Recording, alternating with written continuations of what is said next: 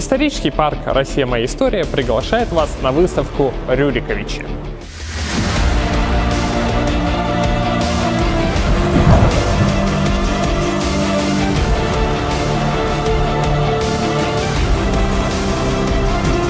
Здесь вы можете познакомиться с историей первой российской династии князей и царей.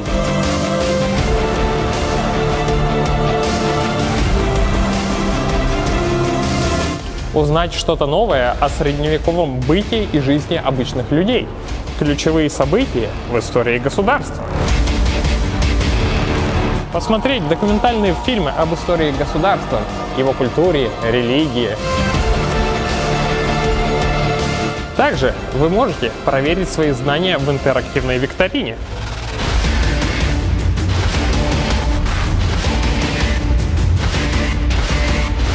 Вы узнаете много интересного, посетив нашу выставку. Ждем вас!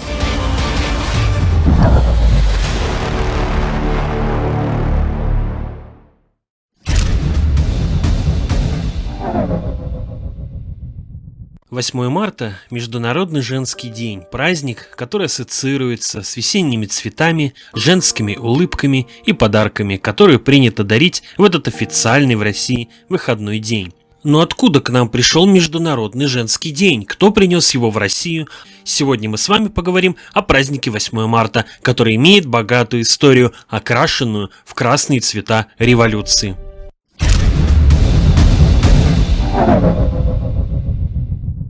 Стоит вспомнить, каким долгим был путь женщины в борьбе за свои права. Так, в конце февраля 1864 года в Соединенных Штатах забастовали работницы прачечных для стирки воротничков в городе Трой, штат Нью-Йорк. Работницы потребовали повышения заработной платы и установки гладильных машин. К стачке примкнули 300 женщин из 14 прачечных. По существу это и стало началом первого устойчивого женского профсоюза в истории страны. Забастовка закончилась к 1 мая полной победой, и к 1910 годам в ряде стран Европы и в Соединенных Штатах сложилась практика февральско-мартовских демонстраций и стачек с требованием улучшения условий труда. Не избежала этого и Россия. Женский день стал актуальным для России после декабря 1908 года, когда в Санкт-Петербурге состоялся первый Всероссийский женский съезд. Любопытным представляется тот факт, что так называемый революционный взрыв, который предшествовал февральской революции, разыгрался 23 февраля. По новому стилю это 8 марта 1917 года. Таким образом, случайно переплелись две даты, которые для сегодняшнего поколения россиян олицетворяют главный мужской и женский праздники 23 февраля и 8 марта.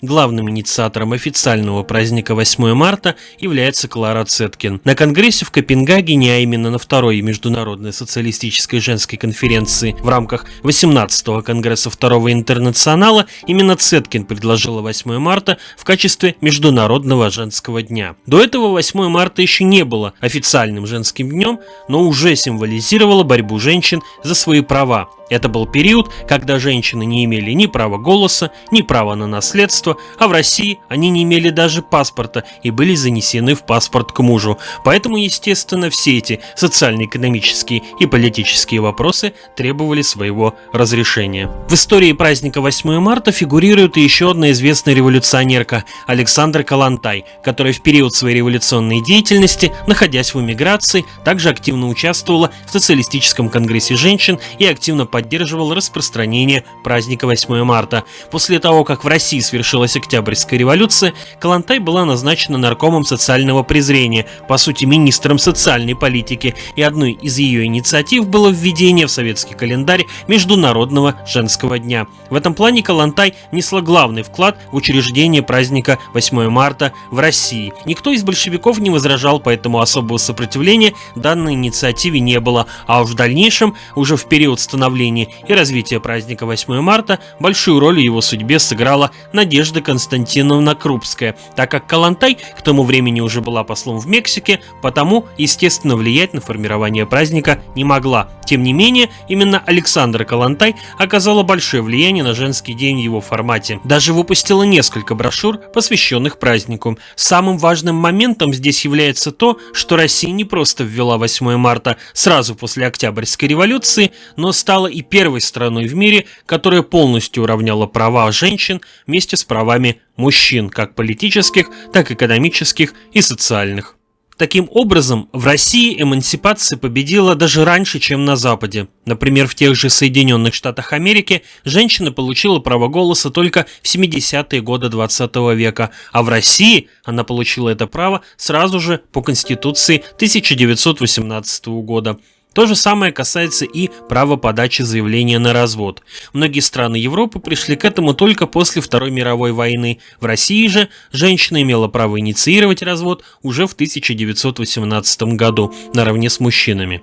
Соответственно, все права женщин, которые сегодня нам кажутся естественными, появились в Конституции 1918 года. Большую роль здесь сыграла Клара Цеткин, которая в этот момент активно сотрудничала с Российской коммунистической партией большевиков и лично Владимиром Лениным, и уже упомянутая Калантай как непосредственный член правительства, поскольку и в 1918 году, и в течение всего периода гражданской войны она входила в высшее руководство страны и влияла на многие решения. Не стоит забывать и о большой роли Надежды Константиновны Крупской в том, что праздник так хорошо прижился в России. По сути, Крупская – автор того формата празднования 8 марта, который мы наблюдаем в нашей стране с 1930-х годов. Это связано с тем, что, будучи заместителем Народного комиссара просвещения РСФСР, Крупская курировала в том числе и процесс создания праздников. Стоит отметить, что в период становления праздника большое внимание уделялось тем женщинам, которые смогли стать в каком-либо деле первыми. Какую профессию могла иметь женщина в начале 20 века? Допустим, она могла быть домашним учителем или кухаркой. В целом, круг профессий был очень узким. Многие занятия считались сугубо мужскими. Даже профессия бухгалтера, которая сейчас абсолютно у всех ассоциируется с женщинами.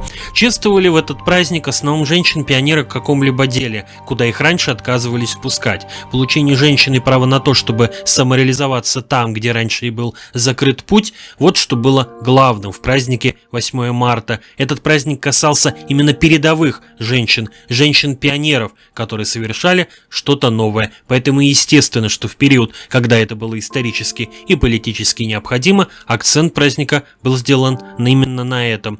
В дальнейшем, когда женщина стала абсолютно уверена в своих правах и все пути для нее стали открыты, акцент праздника сместился на тот формат, который мы видим сейчас.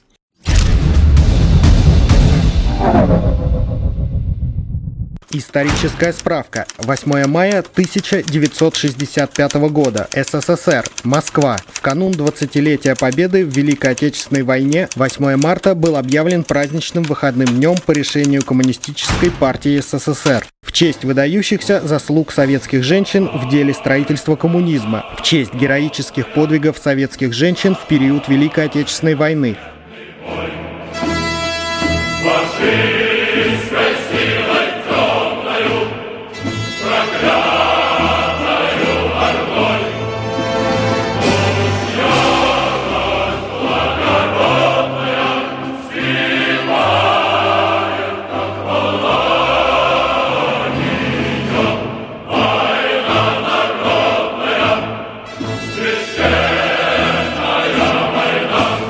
А также за неоценимый вклад всех женщин страны в деле укрепления дружбы между народами и борьбы за мир во всем мире. Все, что в жизни есть у меня, все, в чем радость каждого дня, все, о чем тревоги и мечты, это все ты. Все, что в жизни есть у меня, радость каждого дня, все, что я зову своей судьбой.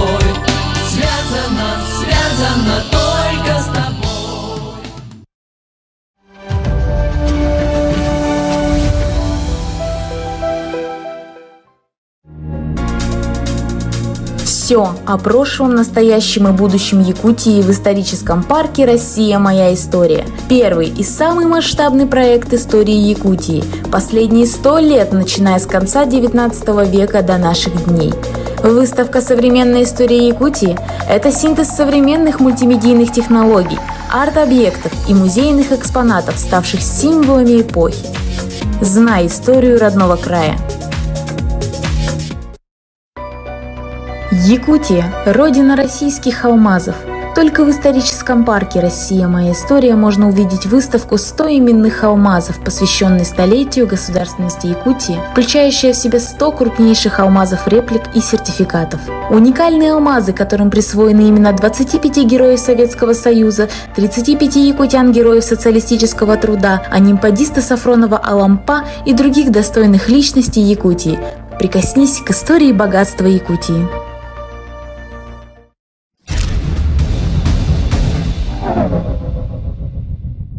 8 марта отмечается не только в России, но и за рубежом. Пусть и не во всех странах он является государственным. Так, все активные международные женские организации отмечают этот праздник. Но именно у нас в России, благодаря тому, что он стал государственным, 8 марта приобрел оттенок уважительного отношения к женщине. Политический смысл потерян. 8 марта стал просто женским праздником. Как правило, празднуют 8 марта в семейном кругу, с друзьями и родными. Мужчины поздравляют всех близких им женщин – маму, жену, тещу, бабушку, сестру, дочь – и стараются по возможности освободить от всех женских хлопот по дому. Праздник богат традициями, но самое главное из них – особое внимание к женщинам со стороны мужчин. Берегите своих женщин, поздравляйте, дарите цветы и подарки, балуйте их и не только 8 марта, но и во все остальные дни.